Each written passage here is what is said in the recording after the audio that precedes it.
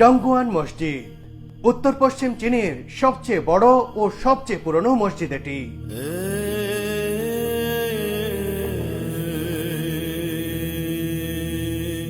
মসজিদের একেবারে পুরাতন অংশের মধ্যে এসে আমার খুবই ভালো লাগছে। এই অংশটি কিন্তু ৬০০ বছরেরও বেশি সময় আগেকার।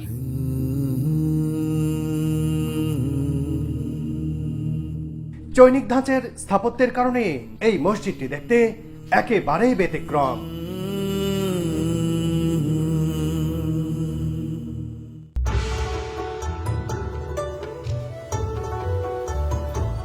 সকালের বৃষ্টিস্নাত এক স্নিগ্ধ শহর শিনিং, তিব্বতীয় মালভূমি সংলগ্ন চীনের কিংহাই প্রদেশের রাজধানী শহর এটি।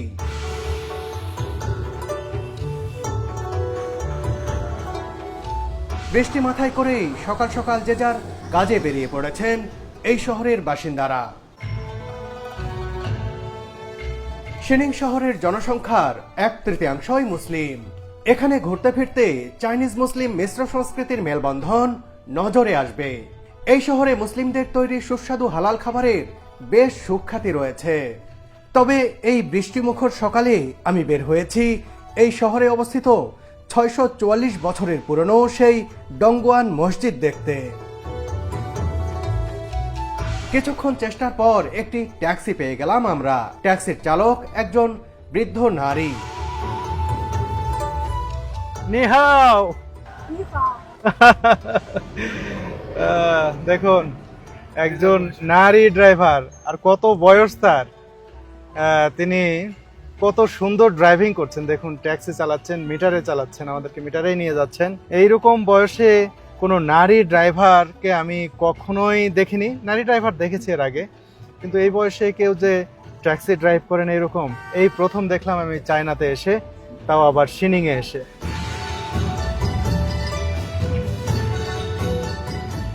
আর ইউ মুসলিম? গতকাল রাতে চেংদু থেকে বিমানে এসেছি এই শহরে, তাই মাঝরাতে শহরটা ভালো করে দেখা হয়নি। এখন চারপাশ দেখছি আর এগিয়ে চলেছি ডংগুয়ান মসজিদের দিকে। কি সুন্দর সাজানো গোছানো পরিপাটি শহর শিনিং। আসলে চীনের প্রত্যেকটা শহরই বুঝি এমন। যেতে যেতে পথচারীদের খেয়াল করছিলাম। চাইনিজ বৌদ্ধদের পাশাপাশি মুসলিমদের সহজেই আলাদা করতে পারছিলাম আমরা। চলার পথে বিশাল একটি স্থাপনায় আটকে গেল চোখ। ড্রাইভার দিদি ইশারায় বললেন, এটাই সেই মসজিদ। শুনেছিলাম মসজিদটি কিংহাই প্রদেশের মধ্যে সবচেয়ে বড়, কিন্তু এটি এত বড় তা ভাবিনি।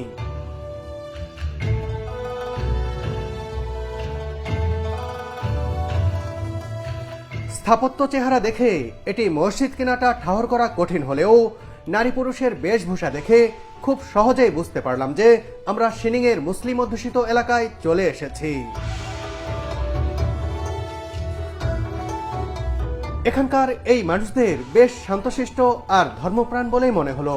অধিকাংশ পুরুষের মুখে দাড়ি, মাথায় টুপি, আর নারীরা হিজাব সহ ঢিলেঢালা পোশাকে আবৃত।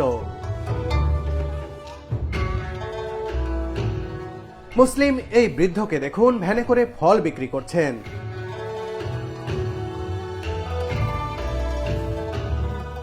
এখানে আসার পর থেকেই দেখছি মুসলিম নারী পুরুষদের, তাদের আনাগোনা দেখে মনে হচ্ছে না যে এটি চায়না, মনে হচ্ছে না এটি চায়নার কোনো শহর যেখানে এত মুসলমান বসবাস করেন।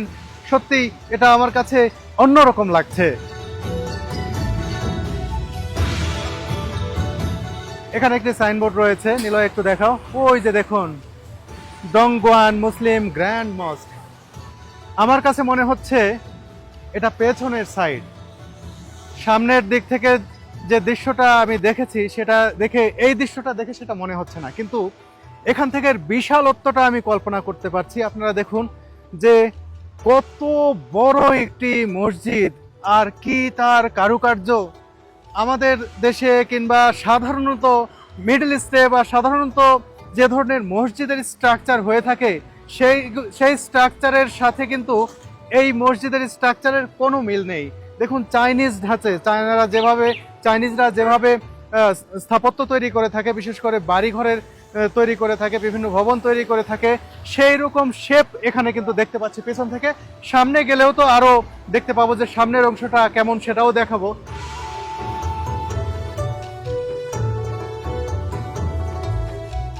আমরা তো মসজিদের পেছনের দিকে ছিলাম, এখন সামনের দিক দিয়ে যে প্রবেশদ্বার, সেই প্রবেশদ্বারে এসেছি। এই দিক দিয়ে মসজিদের ভিতরে প্রবেশ করতে হবে। এখান থেকে দেখে কিন্তু বোঝার উপায় নেই যে আপনি মসজিদে প্রবেশ করবেন, কারণ এখানে দেখুন এটা একটা আস্ত মার্কেটের মতো লাগছে। আর এর ভিতর দিয়ে যখন যাবেন, ভিতরে গেলেই মসজিদের যে স্থাপনাটি পেছন থেকে যেটি দেখিয়েছি, অনেক বড় মসজিদ, সেটি দেখতে পাবেন। এর পাশাপাশি বলে রাখি যে এখানে কিন্তু দুইটি পার্ট রয়েছে, দুইটি পার্ট মিলিয়েই এই মসজিদটি। একটি হচ্ছে পুরাতন পার্ট, পুরাতন মসজিদের স্থাপত্য, আর বড় যে অংশটি দেখলেন এটি নতুনভাবে নির্মাণ করা হয়েছে। আর দুইটি অংশ মিলিয়েই কিন্তু এই মসজিদটি সবচেয়ে বড় মসজিদ। চলুন দুইটি পার্টই আপনাদেরকে দেখাবো। এখন আমরা ভিতরে যেতে চাই।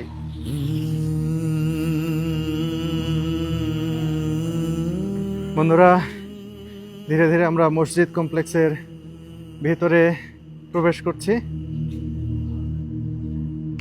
এখান থেকে পুরাতন অংশের কিছুটা আমরা দেখতে পাচ্ছি, আরো ভিতরে প্রবেশ করতে হবে, তারপরে আর কি মূল মসজিদটি আমরা দেখতে পাবো। ভিতরটা অনেক সুন্দর, শান্ত শিষ্ট, একেবারে নিরিবিলি। দেখুন, এই যে আপনারা দেখতে পাচ্ছেন যে পুরাতন মসজিদের স্থাপত্যটি এখানে। এই সাইড থেকে যদি আপনারা দেখলে কিন্তু এটা কখনোই মনে হবে না যে এটা মসজিদ। স্থাপত্যটি দেখুন, এই পুরাতনটারও নতুনটা যে অবয়ব দেখলেন, এটি কিন্তু আরও চাইনিজ যে স্ট্রাকচার, সেই স্ট্রাকচার এতে বিদ্যমান। দেখুন, অনেক বড় কিন্তু এটা। আর যে কারণে এটিকে বলা হচ্ছে সবচেয়ে বড় মসজিদ, সেটি কিন্তু এই যে এই পাশে আপনাদেরকে একটু দেখাচ্ছি। দেখুন, এটা হচ্ছে মসজিদের প্রশাসনিক ভবন। এখানে মসজিদ যারা তদারকি করেন, দেখাশোনা করেন, তারা এখানে থাকেন।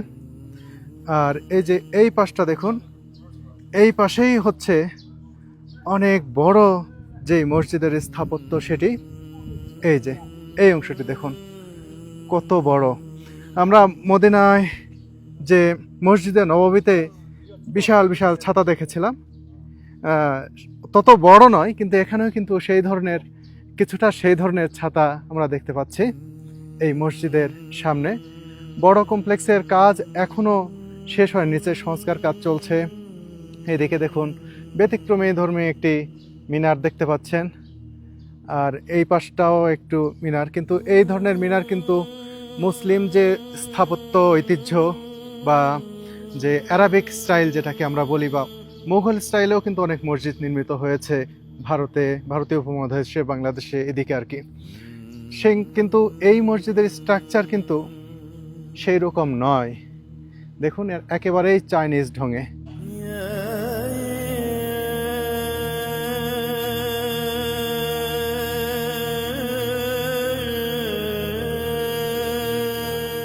মসজিদের এই আধুনিক অংশটি যখন নির্মিত হয়, নির্মাণের পরে এটি এখন দেখতে যেরকম আমরা দেখছি, ঠিক সেই রকম কিন্তু ছিল না।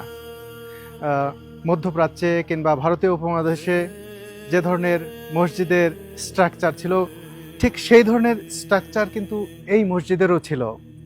দুটি মিনারেট ছিল এবং বিশাল গম্বুজ ছিল মাঝখানে। কিন্তু 3 বছর আগে সেই মিনারেট দুটি অপসারণ করা হয়, গম্বুজটিও এই মসজিদ থেকে সরিয়ে ফেলা হয়। এরপরেই কিন্তু এটিতে ব্যাপক সংস্কার কাজ শুরু হয়, যেটি এখন পর্যন্ত চলমান রয়েছে। মসজিদ বলতে আমরা যা বুঝি, একটা ছবি দেখলেই বলে দিতে পারি যে এটি মসজিদ।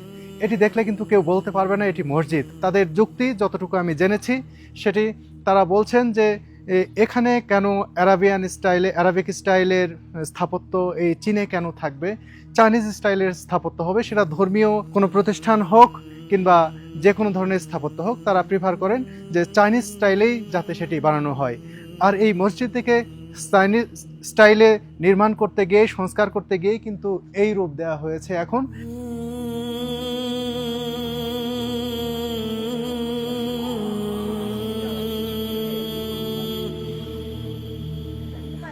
যখন হোটেল থেকে বের হয়ে মসজিদ দেখার জন্য বের হলাম এবং এই এলাকায় ট্যাক্সি থেকে যখন নামলাম, একেবারে কনফিউজ হয়ে গেলাম যে আসলে এটা কি মসজিদ না অন্য কিছু।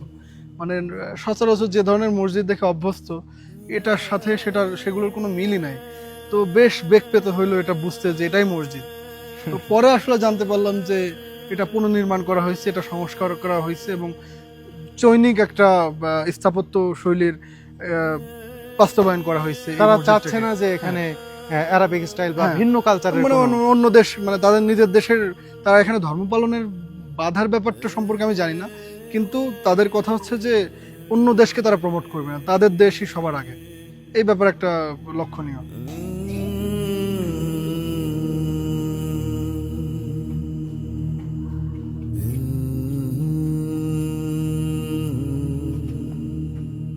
আগেও বলেছি, প্রাচীন এই মূল মসজিদটি প্রায় 644 বছরের পুরনো। এটি মূলত 1380 সালে নির্মিত হয়েছিল এবং এর প্রশস্ত ভবনের বাইরে রঙিন সাদা খিলান ছিল। এতে একটি সবুজ ও সাদা গম্বুজ এবং দুটি লম্বা মিনার ছিল। 19 শতকের শেষ থেকে 20 শতকের প্রথম দিকে মসজিদটিতে বড় ধরনের সংস্কার করা হয়েছিল।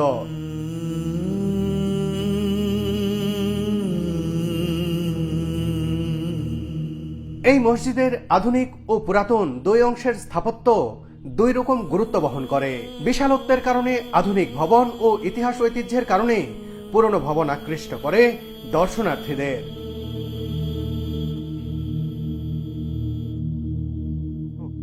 ইসলাম ধর্মকে অবজ্ঞা করে লেখা একটি বইয়ের বিরুদ্ধে প্রতিবাদ জানাতে 1993 সালে মুসলমানরা এই মসজিদের সামনে অবস্থান নিয়েছিল। এরপর চীনা কর্তৃপক্ষ মসজিদে হামলা চালিয়ে বিক্ষোভকারীদের সরিয়ে দেয়। এছাড়া বিভিন্ন সময়ে ধর্মীয় ও রাজনৈতিক দ্বন্দ্বের কারণে মসজিদটি ব্যাপকভাবে ধ্বংসপ্রাপ্ত হয়। এরপর 20 শতকের বাকি অংশ জুড়ে পুনরুদ্ধার কাজ চললেও এই পুরনো স্থাপত্যে পরবর্তীতে আর ফিরে আসেনি গম্বুজ ও মিনার।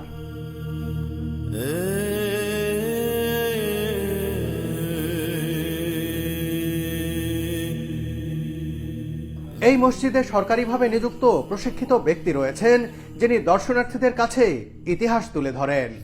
北宋景佑元年，距今980多年的历史，有文字性的记载大规模的改建扩建，明洪51年（公元1378年）离现在640多年历史。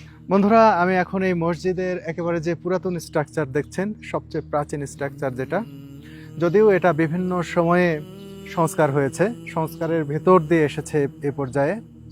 তো এর ভেতরে প্রবেশ করতে চাই। এই মসজিদ দেখাশোনার দায়িত্বে যারা রয়েছেন তারা প্রত্যেকটা পর্যটককেই একটি নির্দেশনা দিচ্ছেন যে মসজিদের ভেতরে যদি কেউ ঢুকতে চান তাকে অবশ্যই ওযু করে নিতে হবে। আমি যেহেতু ভেতরে প্রবেশ করব তাই আমাকে ওযু করতেই হবে, সেটা বলে দেওয়া হয়েছে, কোনো সমস্যা নেই। ওই যে ওইখানে ওযুখানা, সেই ওযুখানায় গিয়ে আমি ওযু করব, তারপরে এই মসজিদের ভেতরটা কেমন সেটা আপনাদেরকে দেখাবো। আমি আগেই বলেছিলাম যে আজকে শুক্রবার, জুমার নামাজ আপনাদেরকে দেখানো যায় কিনা। দুর্ভাগ্যজনক বিষয় হচ্ছে আমরা যখন এসেছি তার কিছুক্ষণ আগেই জুমার নামাজ শেষ হয়ে গেছে। এখানে 20,000 মানুষ একসাথে জুমার নামাজ আদায় করেছেন। খুব বড় একটি মিস করেছি আমরা, যে সময় মতো আসতে পারেনি। আসবো কিভাবে, যে আজকে সকাল থেকে বৃষ্টির কারণে বের হতেই পারছিলাম না। এ কারণে আসতে আমাদের একটু দেরি হয়ে গেছে, সে কারণে আমরা জুমার নামাজটি মিস করে ফেলেছি। এখানকার এই জুমার নামাজ যদি দেখাতে পারতাম আপনাদেরকে, নিশ্চয়ই আপনাদের অনেক ভালো লাগতো। যা হোক, এখন যখন এখানে এসেছি, এই পুরাতন স্থাপত্য চীনের ভিতরে সবচেয়ে বড় মসজিদগুলোর মধ্যে একটি, সেই মসজিদের ভিতরের অংশটা আপনাদেরকে কিছুক্ষণের মধ্যেই দেখাবো। তার আগে ওযু করে নিই।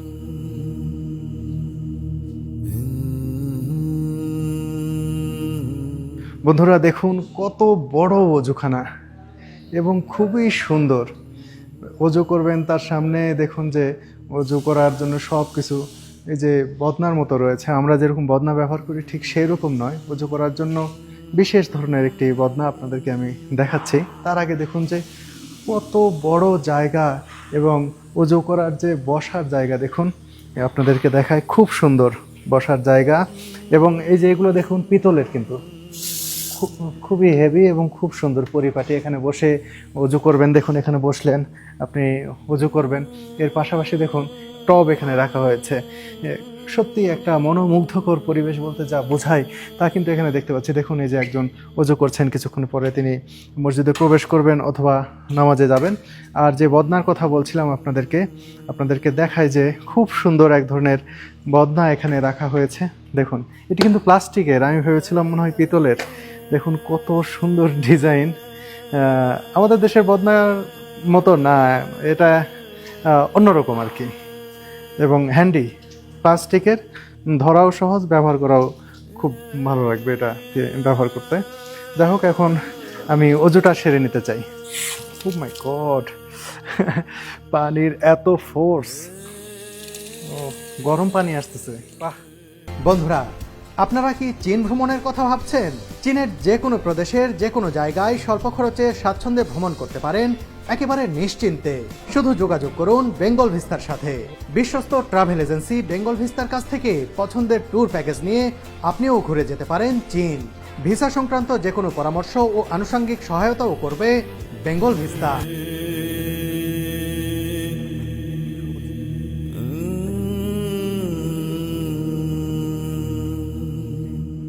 বন্ধুরা, অজু করা শেষ, কিন্তু এইটা যে এখানে দেখব এটা কল্পনাও করিনি। দেখুন কত বড় ক্রিমের একটা এই কৌটা রাখা হয়েছে এখানে। খুবই সুন্দর সুবাস। তিব্বত স্নো ব্যবহার করতো আমার মা, ছোটবেলায় দেখেছি। ঠিক সেই রকম একেবারে তিব্বত স্নোর যে স্মেল, যে গন্ধটা, সেই সুগন্ধ এখানে পাচ্ছি। আর যারা অজু শেষ করেন, এখানে অজু শেষ করার পরে তারা যাতে এটা, অজু করলে যেহেতু মুখ ধুতে হয়, আবার এখানে যেহেতু শীত বেশি, আর মুখ চোখ হয়তো চটচট করতে পারে বা অন্যরকম শুষ্ক হয়ে যেতে পারে, সে কারণে কিন্তু এখানে এই মসজিদে এরকম ক্রিম রাখা হয়েছে মুখে দেওয়ার জন্য। আমি নিচ্ছি, দেখুন এই যে অনেকেই নিয়েছে এখান থেকে, যারা অজু করেছেন তারা। আমি একটু নিয়ে,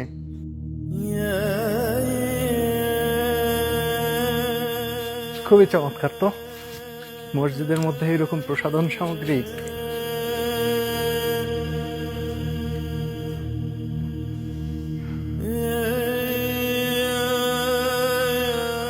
অজু করে চলে এলাম মসজিদের পুরনো অংশের কাছে।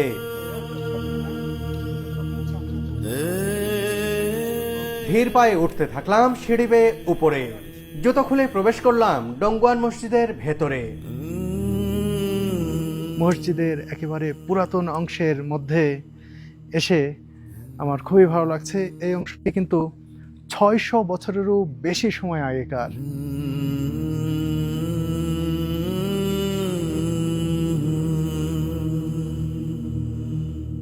মসজিদের বারান্দার অংশে কাঠের কারুকাজ আর রঙের ব্যবহার অতুলনীয়। দেয়ালে খোদাই করা লতাপাতার চিত্রও দারুণ। এছাড়া মূল কক্ষে প্রবেশের দরজার কাঠের পাল্লাগুলোর কারুকাজও অসাধারণ।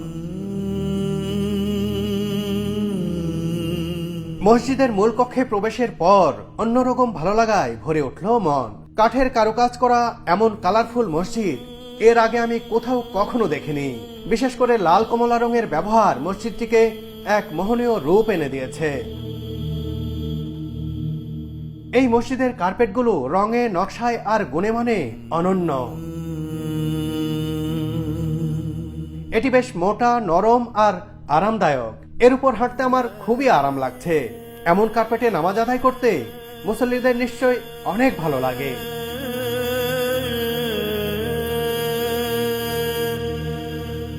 এই জায়গাটিও কিন্তু আমাদের সাধারণত যে ধরনের মসজিদ দেখি মধ্যপ্রাচ্যে বা ভারতীয় উপমহাদেশে, সেগুলো থেকে আলাদা। দেখুন ইমাম সাহেব যেখানে দাঁড়াবেন, ওই যে মেহরাবটাই এখানে।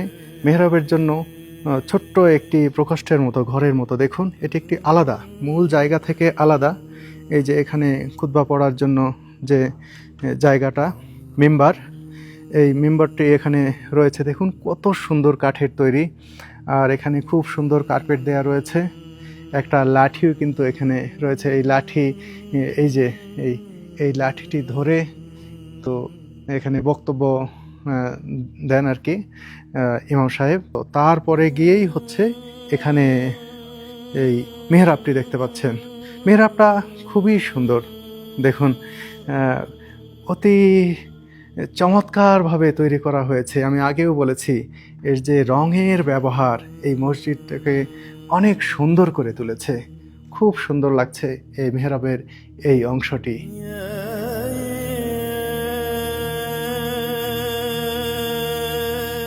বহু বছরের পুরনো এই মসজিদটি বেশ কয়েকবার ধ্বংস ও সংস্কারের মধ্যে দিয়ে আজ এ পর্যায়ে এসেছে। তবে সংস্কার হলেও ভেতরের অংশের অবকাঠামোর নকশা অবিকল রাখার চেষ্টা করা হয়েছে। মসজিদের পাটাতন, ছাউনি, পিলার সবকিছুই কাঠের তৈরি। বারবার এর অবকাঠামো দেখছি আর অবাক হচ্ছি।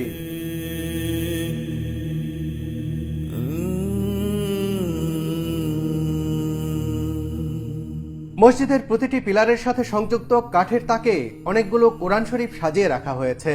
মুসল্লিরা এখানে এসে নামাজ আদায়ের পাশাপাশি কোরআন তেলাওয়াতও করে থাকেন।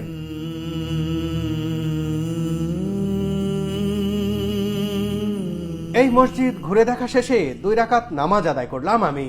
ব্যক্তিগত জীবনে আমি ততটা ইমানদার কিংবা কোনো উত্তম আমলদার হয়ে উঠতে পারিনি অবশ্যই। এরপরও ক্ষণিকের জন্য হলেও যখনই স্রষ্টার কাছে নিজেকে সঁপে দিতে পেরেছি, এক বুক প্রশান্তি জুটেছে।